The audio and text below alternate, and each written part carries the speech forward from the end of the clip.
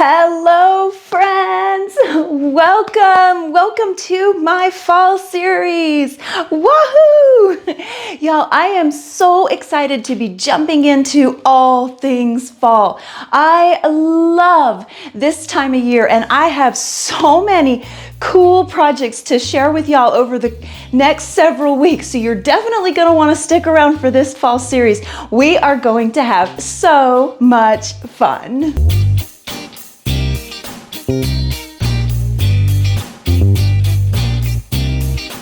It's fall, y'all. I really am very excited to be jumping into our fall series. Like I said, I love this time of year so much, and I think one of my favorite things about this time of year is definitely fall, crafting and creating and decorating. So we are going to have a good time. I have a lot of projects to share with y'all. So many fun, cool things coming your way. However, today we're going to be working on a really beautiful fall wreath for our front door. So without further ado, let's just go jump right into our fall projects because I'm excited and I can hardly wait to get started. So let's go make a wreath. The supplies that I will be using today for our wreath is this grapevine wreath that I found at Hobby Lobby, and then I have just taken a whole bunch of picks and kind of pulled them all apart into small pieces. I've got these magnolia leaves, we've got some of this bay leaf, or actually I'm not sure what these are called, but that's what it reminds me of. We've got some fun wispies that I peeled apart, some leaves, some, I don't know what these are called either, but I think they're supposed to be a seed of some sort. And then we've got some acorns and some hops that I'm going to be using. I like to just use a variety of things and I like to have them all on hand. I may not use every single one of these items, but I do have them on hand if I want them. So to get started, I first like to start at the top center of my wreath and work all the way down around to the bottom. So when building a wreath, the rule that I tend to follow is dividing the wreath in half, working one side in one direction, the left side in one direction, and the right side in another direction. So for example, like this, I'll kind of lay out all of the leaves on the right side, all going downward, sweeping towards the bottom. And then I repeat that entire process to the left side so that we have a really well-balanced wreath. I also like to just sort of kind of place things in place before I get started and try to find my center. And I like the center at the top to sort of be the focal point of my wreath. So you can see here where I've got everything on the right facing downwards one direction and everything on the left facing downwards in the opposite direction. If you go around the wreath placing them all in the exact same direction, your wreath will look a little unbalanced and kind of funny. So I'm just going to fiddle here a little bit and do a dry fit, place some things, see what I'm going to like, see how many of these leaves that I want to use, because I do like to start my wreath with a base of something bigger. Like I like to have something kind of big in the background for this particular wreath. I don't always follow that rule, but there definitely needs to be a background. So to attach all of these to the wreath, I am going to be using my glue pot. I love this thing for doing florals, especially wreaths. It works beautifully. So I just dip my little leaf here into the glue and then kind of tuck it into the wreath. When this glue sets, it is really permanent. If y'all remember that wreath that we made back in the springtime, that thing spent the entire summer on my front door and not one thing came apart. So this glue is very permanent, and I will have this whole glue system that I use listed in the supply list for y'all in the description box. Okay, so let's get back to building our wreath. So you can see how I've chosen the center of the top, and so I put one leaf going one direction on the left and one leaf going the opposite direction on the right, and then I'm just going to start building my base and my foundation from here.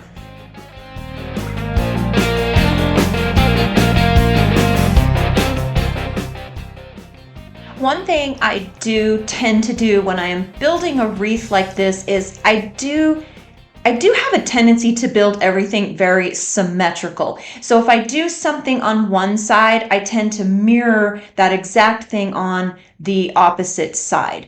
However, when building the base, I don't always follow that very specific rule because I do think having a little tiny bit of asymmetry makes the wreath look a little bit more playful, a little bit more free-flowing, and a little more whimsical. So when building this particular wreath, I'm not going to follow that exact precise rule of being very symmetrical on each side because I do want that playfulness to this fall wreath. Now, if I was building this with all one type of greenery, I would follow that rule of symmetry like we did with the spring wreath that we made. So if you missed that and you'd like to see it, I'll link it in the description box for y'all. So anyway, for this one, I'm not going to be 100% symmetrical. There might be a little asymmetry to this, but I will do my best to get it very close because I do want it to look and feel very balanced. So I'm going to go ahead and just continue placing our base leaves down.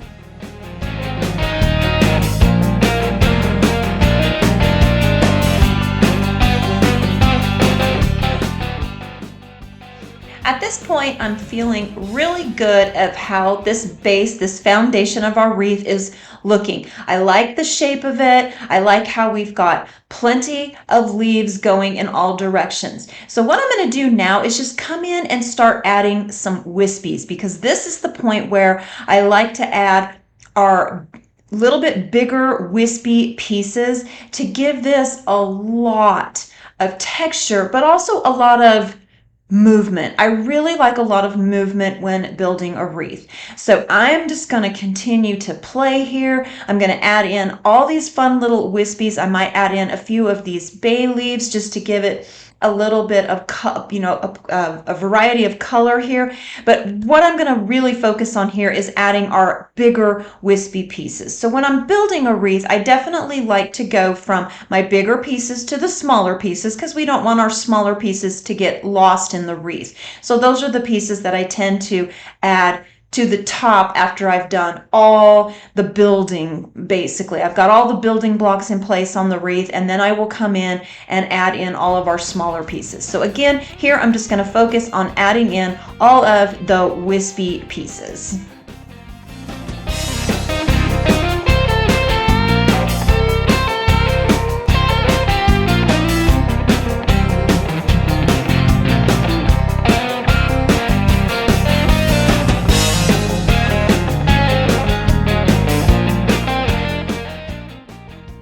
Okay, so at this point, y'all, I decided to move my glue pot to the right side of me because I am predominantly right-handed. I do not know why I was making myself struggle by having that on the left and having to do all that reaching. So anyway, y'all didn't really need to know that, but the glue pot has been moved, and now I'm just going to continue building the wreath with our larger wispies, but I'm also alternating the larger ones with more of that medium one, the bay leaves. Now, that I know that's not their technical name, but that's what they remind me of. So that's what I'm going to call them for the sake of this tutorial.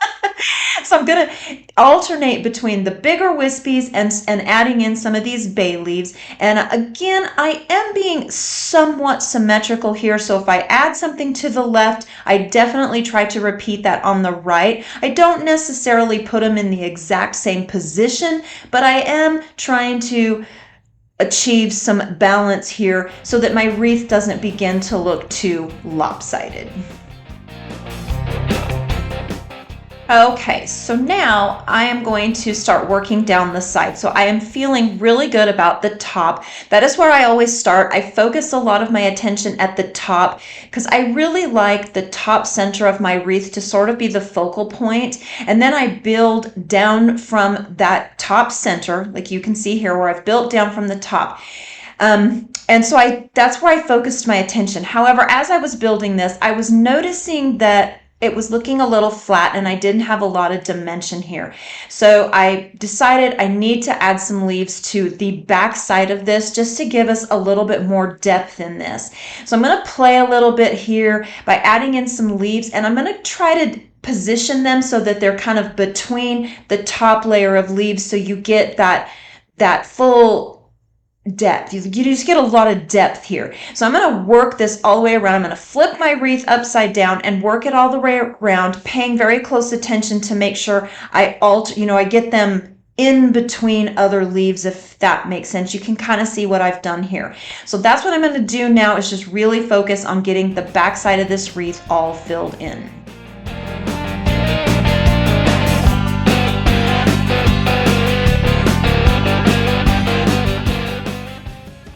As I was working this and adding in leaves, the other thing that I tried to pay very close attention to is to make sure that my leaves were going the same direction on the back as they are on the front. So because I flipped my wreath upside down, I was working almost mirror. So you want to pay attention to that if you're going to add in leaves. However, sometimes it helps to just flip it right side up every once in a while so you can see what you're doing and how things are looking. So I've added in quite a few leaves to the back. However, now it kind of made my front look a little flat.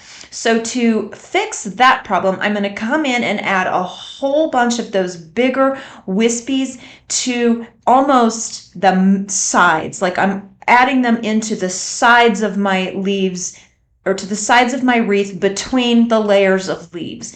I really hope that makes sense. Y'all can kind of see what I'm doing here.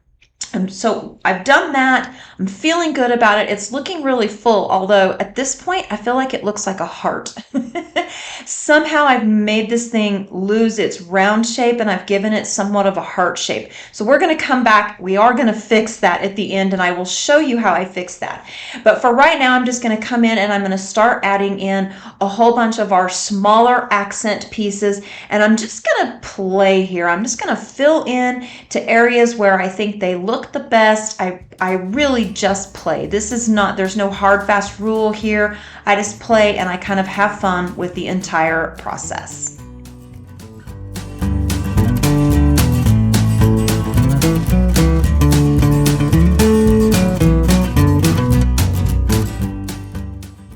I really like how adding in just a few of these oak leaves just added a pop of that fall color to this piece, because we definitely had a lot of green going on in our base color as well as our bay leaves. So there's just a lot of green going on. So adding in those oak leaves definitely added a beautiful pop of color to this and just gave it a little bit more life. So I've added in the leaves, and now at this point we're just going to start embellishing this wreath by adding in all of our small things. I'm going to add in some of these seed pods. I'm going to add in some acorns. And again, with this process, I really just like to play and have fun with the whole thing. So I've added in a bunch and I'm looking at it now. One thing I definitely like to do is just kind of step back, take a look at it, and see where I am with it. Is it looking too busy? Is it looking balanced? Does it need a little bit more contrasty color? So that's where I am now, and I definitely felt like, yes, I feel like I need a little bit more pop of those fall colors. So now I'm going to come in with some of these really pretty hops. I got these at Hobby Lobby as well, and then I just picked them all apart they came in a big pick, like a stem, and then I just individually took them off that stem. So I'm just going to start adding them in here and there on this wreath just to add a little bit of a little pop of that beautiful fall color that we all love.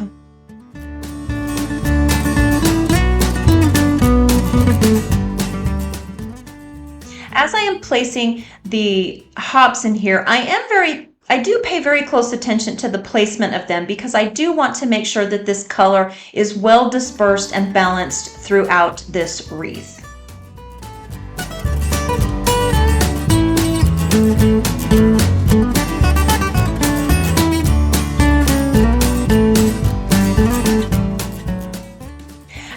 I am feeling really good about our embellishments. I think this is a really good place to just stop and say it's good. I want to be very careful not to add too much. However, up here at the top, remember a little while ago when I mentioned this was taking on a little bit of a heart shape? I think a good fix for that would be to add some more of these big magnolia leaves to the top part of this, but I'm going to add them into the back and kind of round them out a little, because you see here how it did take away a little bit of that heart shape, and it just brought back some of the roundness of our wreath. So I really like this, and I feel very good about how it is all looking. So again, something I like to do is just kind of set it down, walk away from it for a few minutes, come back, take another look at it, see how I'm feeling about it all. Is it too busy? Does it need a little more? How are the colors looking? Do they feel well balanced? And at this point, I have to say, I think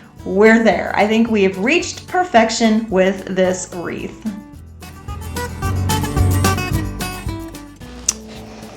Here it is, y'all. What do we think? Oh my gosh, y'all, I love how this turned out. I really am happy with this. It is so fun. It's very fall festive, and I can hardly wait to go hang it on the front door. So let's head out and do that, and then we'll have a final look at the end results.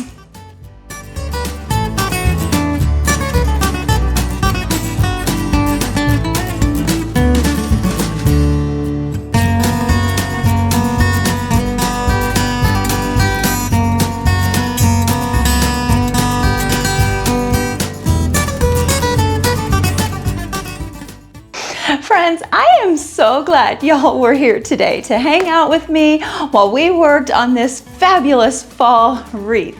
It really was a lot of fun for me to put together. I love any kind of floral arranging and wreath making. It's one of my favorite artisanal hobbies. So I hope that y'all enjoyed this too. I hope it inspired you. I hope it gave you some really good ideas and gave you some inspiration to kick off your fall crafting, your fall decorating, and working on some DIY fall decor.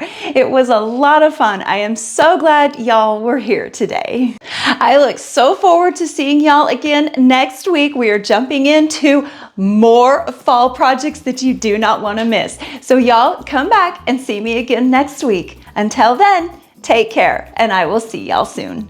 Bye, friends. Okay, so how should I hold it?